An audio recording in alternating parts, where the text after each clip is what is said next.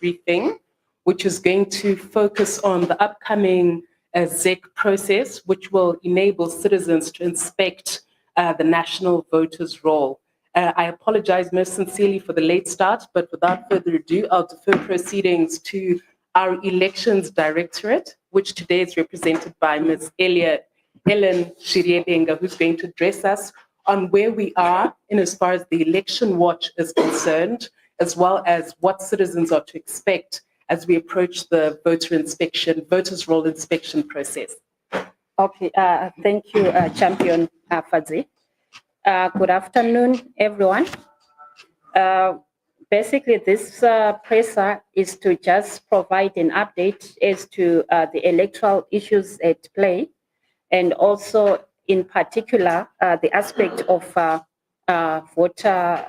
voters' roll inspection. But as you are all aware, and I'm sure some of you have been reading through some publications, if we are to go by the timelines as projected in our constitution, our election should be between the 20th of August and the 26th of August 2023. Those timelines came about after, the due date for the expiry of this current government, which is supposed to expire on the 26th of August, and also if we are to use the current current delimitation report, which was gazetted on the 20th of February, what it means is that the 6-month time lapse is on the 20th of August 2023. So the projected dates for the elections are between the 20th and the 20th of August and the 26th of August.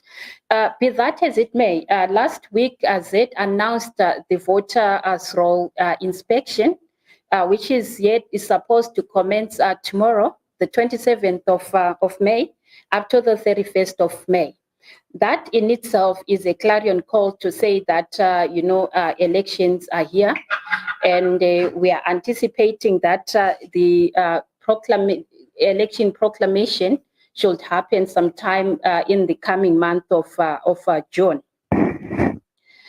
In that regard, we'll want to discuss issues relating to elections. First and foremost, we're looking at the biometric voter registration process.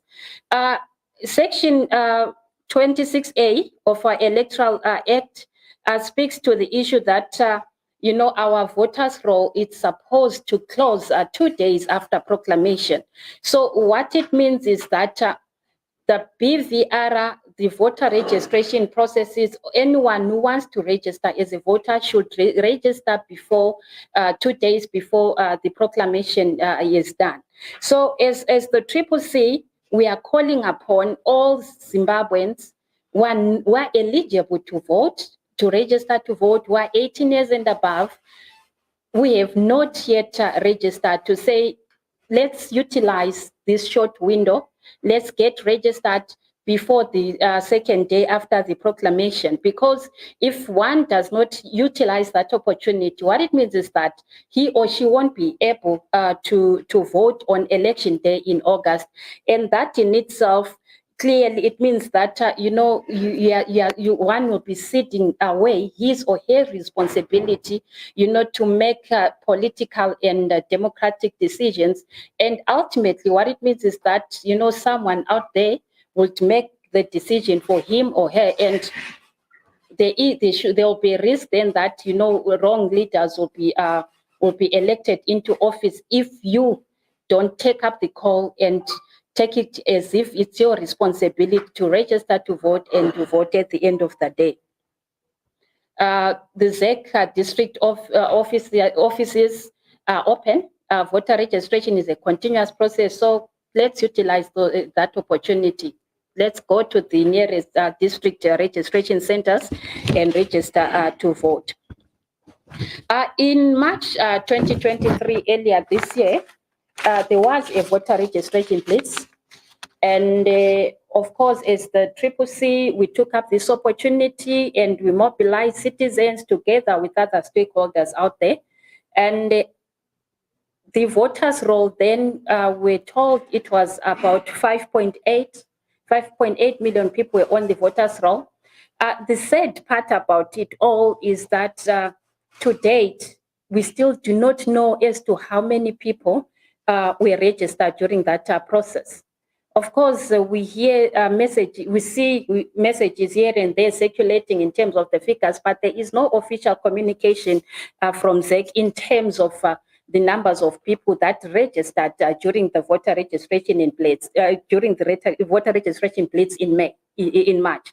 So the challenge with regards to that is, this short window I spoke about earlier should be utilized in terms of ascertaining areas where there were under registrations of voters, where eligible citizens were not able to participate in the voter registration place for one reason or another.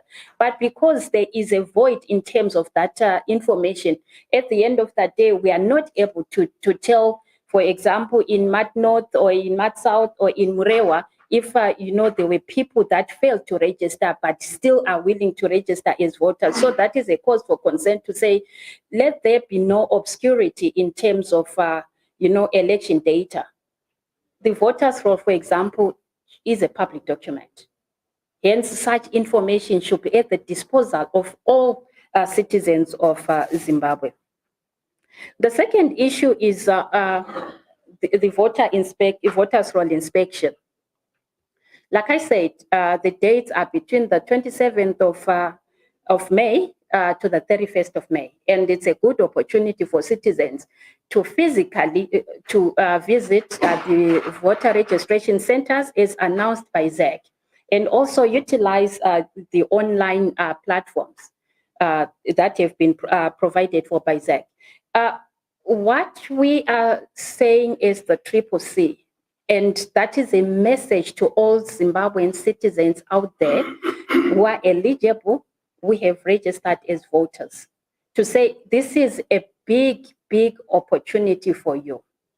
You need to check if your name is correctly captured on the voters' roll. If, say, for example, your name has been misspelled, or possibly maybe your identity number has not been captured correctly, there is a high risk that you'll not be able to vote on election day. So rather, instead of you exposing yourself to that risk, just take up the opportunity, visit the registration center at ZEC, at the ZEC inspection offices, and also at the same time utilize the online platforms. And secondly, the reason why we implore upon citizens to take up this opportunity is because we just come from a delimitation. There are lots of changes with regards to constituency boundaries, ward boundaries, and even some polling stations have been changed.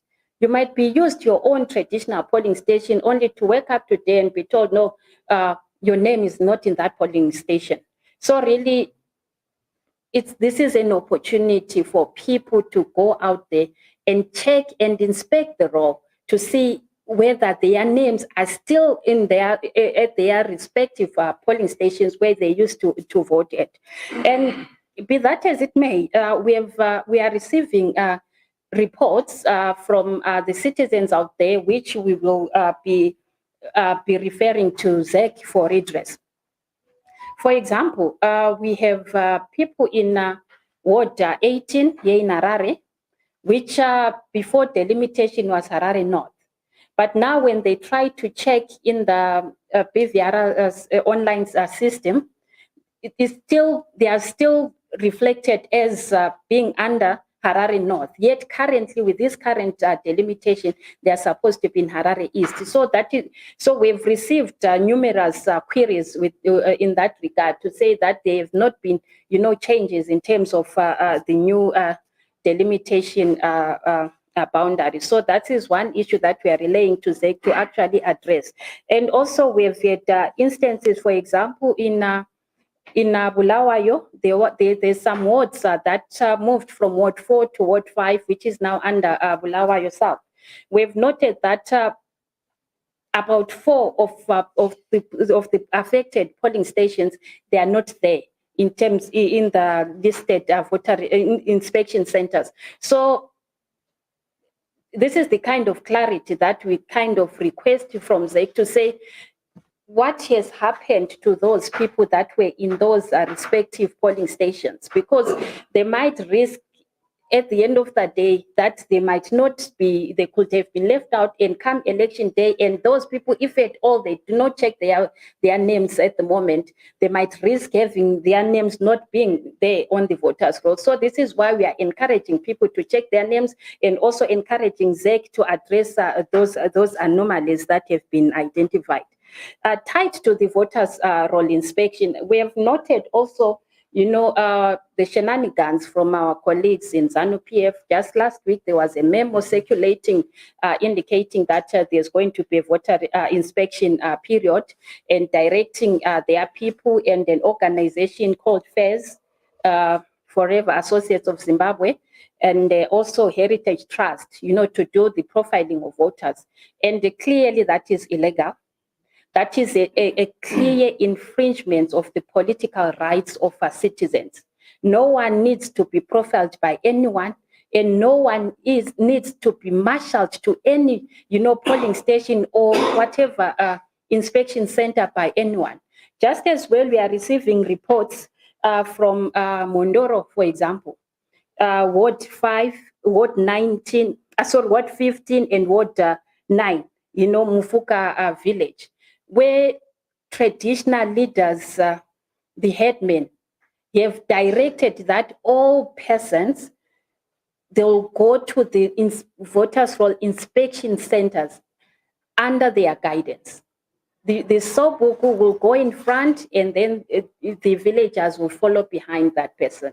So really, clearly, those are the infringement issues that we're talking about. The political rights of Zimbabweans are being affected in that regard. And these are the issues that we want to point out to say the role of traditional leaders, let it not be abused. We all know that the traditional leaders are supposed to be non-partisan, and they are not supposed to be marshalling people. And remember also during the by-elections last year, we complained about the aspect of command voting, where FAIRS also, and including some traditional leaders, we're actually forcing people to declare illiteracy so that they'll be assisted voters. So these are the issues that we've been highlighting to say, we are approaching an election. Let people exercise their free will to choose the leaders of choice. The third issue is the voters' roll accessibility, credibility, and verifiability. Yes, we've told that the voters' roll is ready for inspection. Clearly, what it means is that the voters' roll is available. So we, as the stakeholders, we continue imploring ZEC to make the voters' roll available. The voters' roll is a public document in accordance to our constitution, and the voters' roll should be given to any person who pays the required money according to our laws, right? And also, be that as it may, one has an option to say, I want a soft copy of the voters' roll or a printed copy of the voters' roll.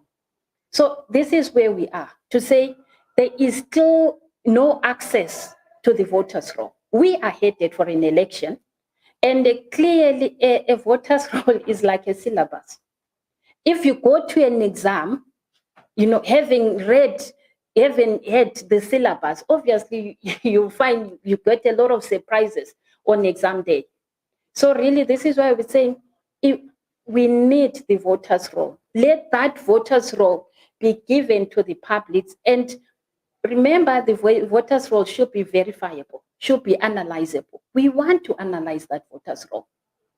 It is our right as Zimbabweans to make sure that we analyze, we audit the voters' roll. This is why even in our electoral reforms blueprint, we spoke strongly about, the voters' roll being subjected to an independent audit. That in itself brings credibility to the electoral process. Look at what happened in Kenya in their last election.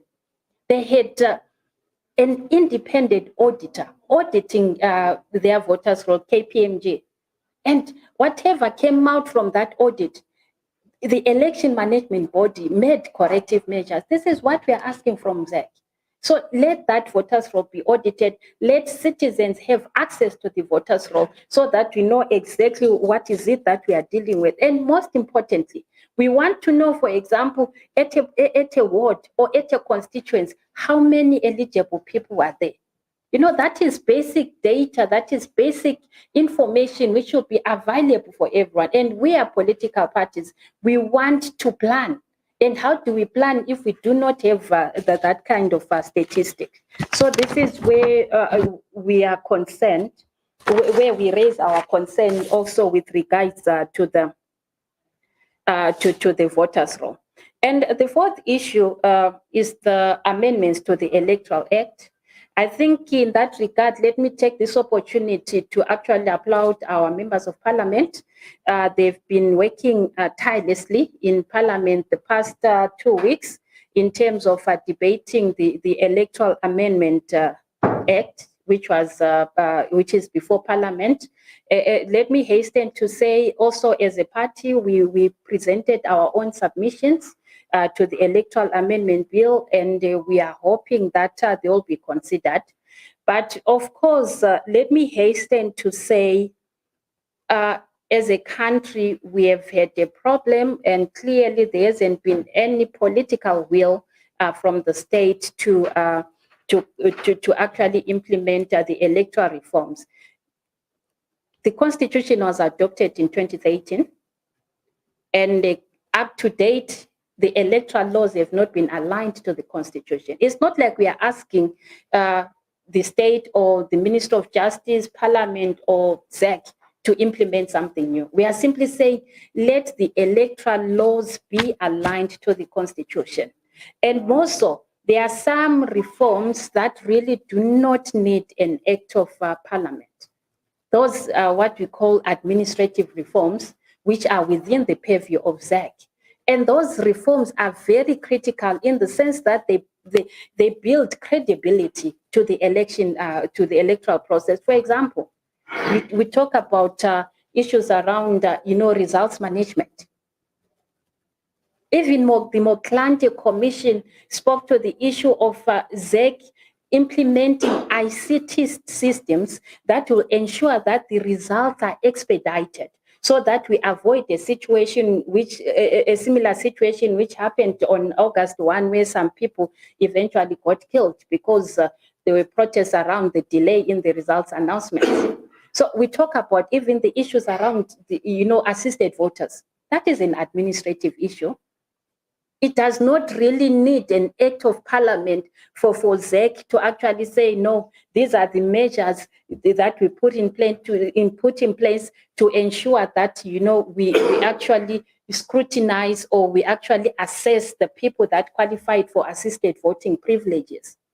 So let's sit down as Zimbabweans and also as the Ccc. This is why we prepared our electoral blueprint, which we called prepare the pre-electoral part on electoral reforms, which we offered not just to citizens only, but even to ZEC, even to the Minister of Justice and other civic society organizations, other stakeholders that are responsible for elections, to say this is our offering as the Ccc. Let's have dialogue in terms of the of what we expect in terms of the electoral reform, so that at the end of the day we have an election which is satisfactory for everyone, an election that has credibility, and an election that has integrity. Fifthly, and the last issue, is the aspect around the nomination fees. Last year, ZEC gazetted fees, nomination fees for candidates that aspire to be in parliament or even the presidential fees. When we did our calculations as the citizens movement, we realized that we'll need around $244,000 which is $250,000, to just field candidates throughout the country. So, and that is pretty unsustainable. And we're looking at a country called Zimbabwe, which is supposed to be a multi-party democracy. If we are a party which at the end of the day, we are not able to field the candidates throughout the country, then we cease to be a multi-party democracy. And if we have candidates, for example, you go to our constitution, it says each and every eligible citizen has the right to vote or has the right to be voted for. So surely if I want to be a presidential candidate, but then I cannot afford the $20,000 being demanded by ZEC, then that clearly that is an infringement of my political right to be voted for. So this is why this is our call to ZEC to say, please review those fees. And those fees also, it's difficult to justify them. How do you justify a member of parliament, an aspiring member of parliament paying $1,000 to be a candidate?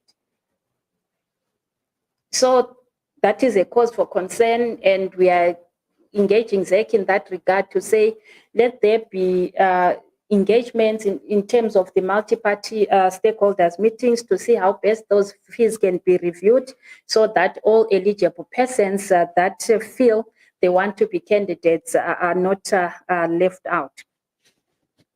So basically, this is our presser today. But let me just say, what is our call? What is it that we want we expect from today's presser? Firstly, is the voters' roll. We are asking that the voters be released immediately and above all before the proclamation. That is what we are requesting for. The fact that the voters' roll is out there for, for scrutiny, for inspection by citizens, clearly the voters' roll is ready. So there is no reason why we shouldn't be given access to the voters' roll. And by the way, voter inspection is not voters' roll audit. You can inspect, when you go to inspect, it's just you as an individual inspecting whether your name is there. But then auditing is a different issue altogether. Verifying is a different issue altogether. So this is why it's important that we are given the soft copy of the voters' roll. And secondly, as I indicated earlier, we are imploring to all eligible citizens above the age 18 years and above to say this is the last call for you to register as a voter. If you don't take that opportunity, then you won't be able to vote on election day. So please, let's take it up and exercise our political rights as the citizens of Zimbabwe. Of course, the third issue is to do with the voters' roll inspection. I spoke about the importance of us inspecting the voters' roll, why we need to inspect the voters' roll. Let's not risk ourselves being turned away on election day because of one mistake which could have been avoided by us checking our names on the voters' roll. So let's utilize this opportunity, inspect the voters' roll and identify where there are anomalies or errors so that they be corrected on time.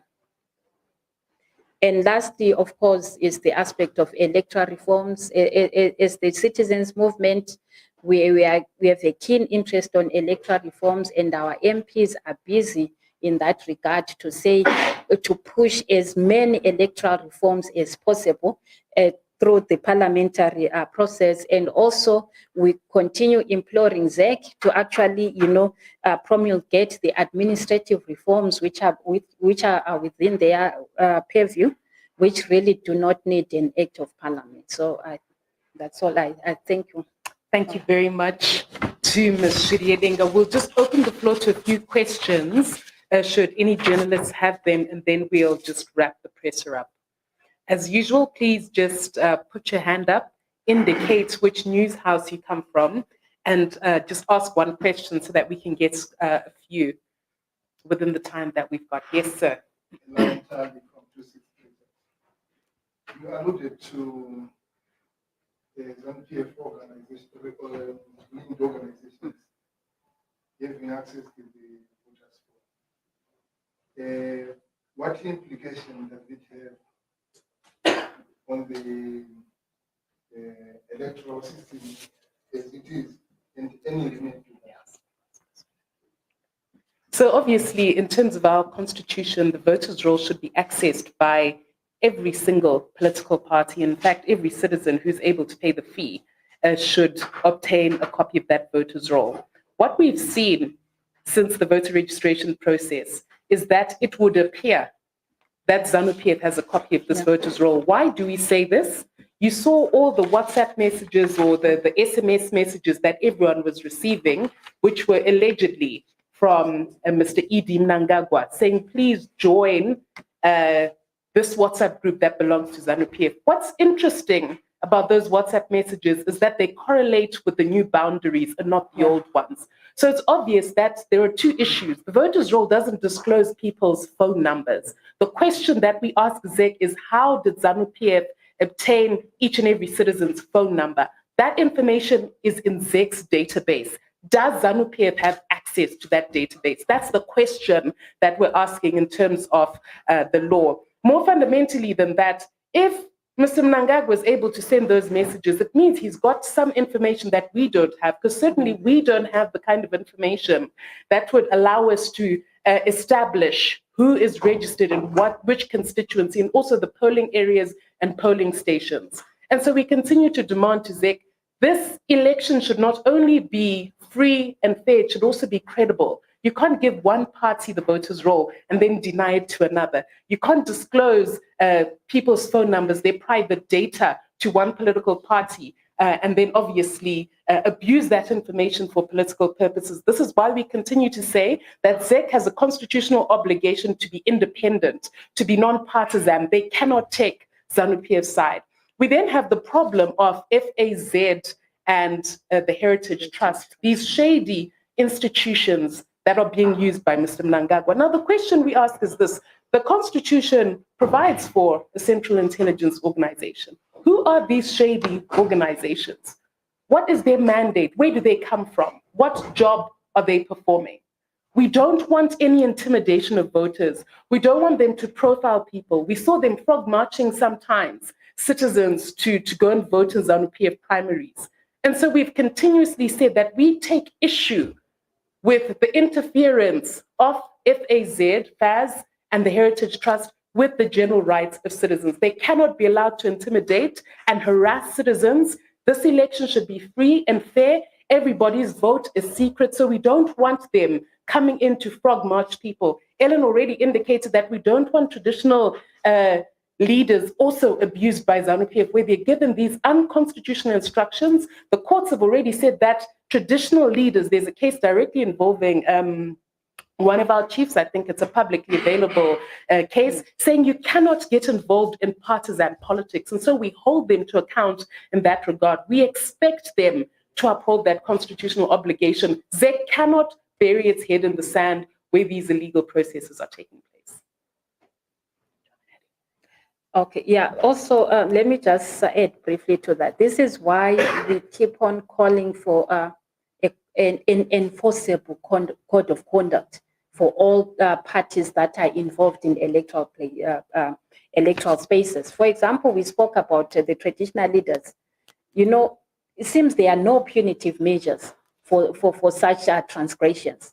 So our MPs in Parliament currently, they are also pushing for enforceable codes of conduct, which also regulate that kind of behavior of traditional leaders, that kind of behavior of even, you know, civic society organizations or community-based organizations that conduct these transgressions, like what FAZE and the Heritage Trust are doing. Thank you so much, Champion Ellen. Are there any other questions? If there are no other questions, that brings our press briefing to a close. As Champion Ellen said, let's continue to register to vote. Let's all ensure that we inspect the voters' roll. Ideally, if you can do so, go there physically so that you're familiar with your polling station, so that you see the voters' roll and you can actually verify and confirm that your name is there. This is the year of citizens' victory for change, as has been articulated by our change champion-in-chief, President Nelson Chamisa. And so we must ensure that all steps are taken to make sure that we've got a big win for the citizens this year. For our part as the Ccc, we're doing everything to ensure that the vote is defended and protected. We've put in place safeguards to ensure that we recruit polling agents in all of the 210 constituencies to ensure that there's no electoral malpractice that takes place in the coming elections. So thank you very much, and we'll look forward to addressing you in the coming press briefings. Thank you.